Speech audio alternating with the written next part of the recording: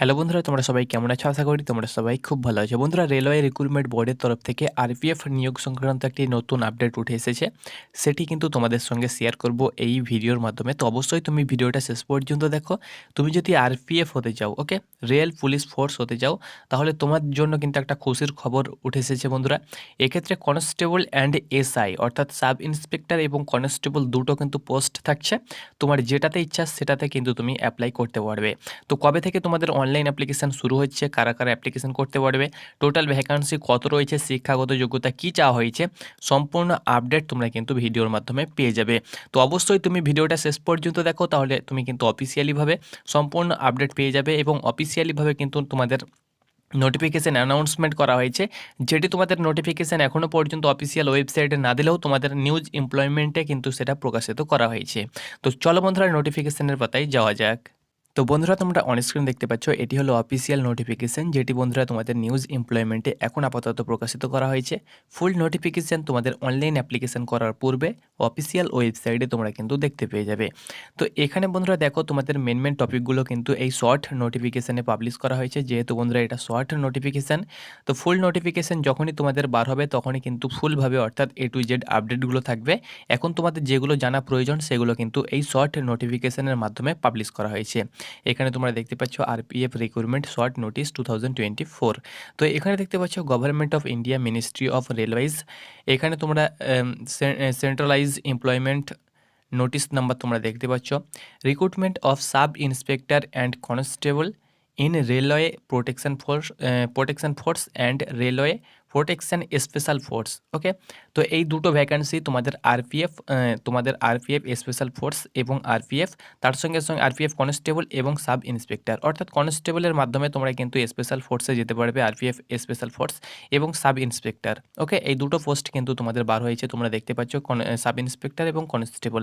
তো online application তোমরা দেখতে পাচ্ছ 15/4/2024 থেকে তোমরা কিন্তু অনলাইন অ্যাপ্লিকেশান করতে পারবে এবং 14/5/2024 পর্যন্ত তোমরা অনলাইন অ্যাপ্লিকেশানটা করতে পারবে। শুরু তোমাদের 15 তারিখ থেকে শুরু হয়ে যাবে 15/4/2024 এবং ক্লোজিং তোমরা ডেট দেখতে পাচ্ছ 14/5/2024।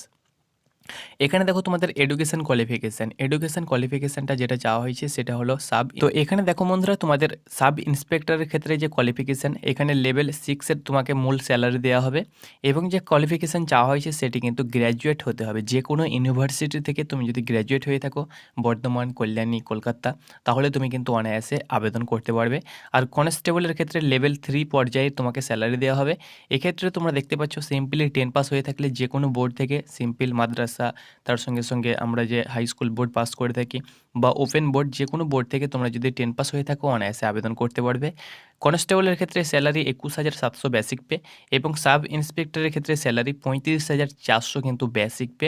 এছাড়াও অন্যান্য অ্যালাউন্স রয়েছে, তারপরে কিন্তু মূল স্যালারি কিন্তু তোমরা পেয়ে যাবে। ওকে, কনস্টেবলের ক্ষেত্রে তোমাদের যে বয়স দেখতে পাচ্ছ 18 থেকে 28 বছর কিন্তু কনস্টেবলের ক্ষেত্রে বয়স। এটা কিন্তু শুধুমাত্র জেনারেলের জন্য। SC/ST হয়ে থাকলে এতে তোমরা 5 বছর এবং ওবিসি প্রার্থী হয়ে থাকলে এতে তোমরা 3 বছর যোগ করে নেবে এবং তুমি যদি সাব ইন্সপেক্টরে আবেদন করতে চাও সেক্ষেত্রে কিন্তু 20 থেকে 28 বছর বয়স। এক্ষেত্রেও তুমি যদি SC/ST হয়ে থাকো 5 বছর এবং ওবিসি প্রার্থী হয়ে থাকলে 3 বছর তুমি যোগ করে নেবে। ওকে, নেক্সট এখানে তোমরা দেখতে পাচ্ছ যে তোমাদের সাব ইন্সপেক্টরে যে তোমাদের ভ্যাকান্সি সেটা কিন্তু 452টি ভ্যাকান্সি এবং কনস্টেবলের ক্ষেত্রে ভ্যাকান্সি তোমরা দেখতে পাচ্ছ 4,208টি ভ্যাকান্সি। টোটাল তোমাদের 4,660 ভ্যাকান্সি রয়েছে দুটো পোস্ট মিলিয়ে।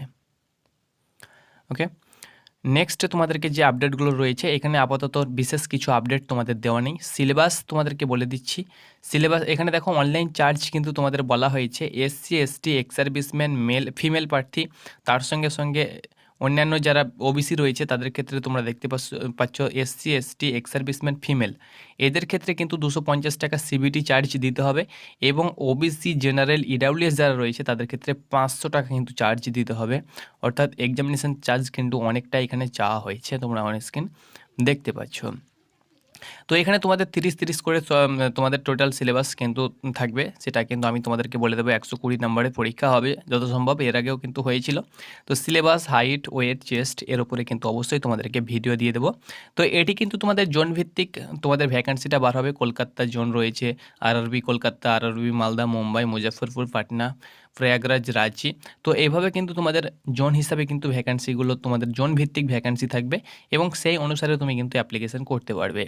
আমরা যেহেতু কলকাতা আরআরবি কলকাতার আন্ডারে পড়ছি, তো আমরা চাইলে আরআরবি কলকাতা বা মালদাতে কিন্তু অ্যাপ্লিকেশন করতে পারবো।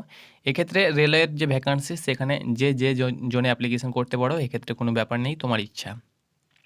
তো এটি ছিল আপডেট। ফুল নোটিফিকেশান বার হলেই তোমাদের সঙ্গে শেয়ার করে দেবো। ধন্যবাদ।